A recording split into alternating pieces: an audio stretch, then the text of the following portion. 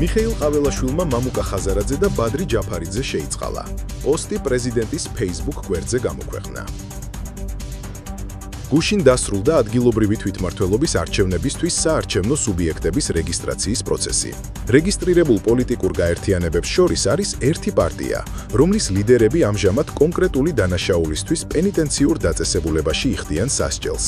უდავოა, რომ ადგილობრივი თვითმმართველობის არჩევნები კონკურენტულ გარემოში, მათი პატიმრობის პირობებშიც ჩატარდება. ამასთან, ხაზგასასმელია ის გარემოებაც, რომ საზოგადოდ არჩევნები არ უნდა იქცეს ინდულგენციად არც ერთი პოლიტიკოსისთვის, რომელიც დანაშაულს ჩადის. არც ის გარემოებაა მხედველობიდან გასაშვები, რომ ჩემს შეთავაზებას შეწყალების შესახებ შესაბამისმა პატიმრებმა რამდენიმე კვირის წინ უარით უპასუხეს, რითაც პრეზიდენტის ინსტიტუტისთვის შეურაცხყოფის მიღება სცადეს.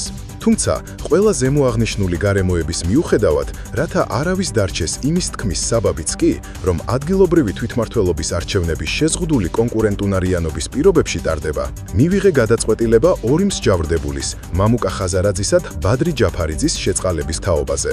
გამოვთქვამ იმედს, რომ მომავალში ისინი კანონის პატივისცემით განაგრძობენ პოლიტიკურ საქმიანობას. მოუწოდებ ყველა საარჩევნო სუბიექტს ხელი შეუწყოს ადგილობრივი თვითმმართველობის არჩევნების ჯანსაღ და მშვიდ გარემოში ჩატარებას.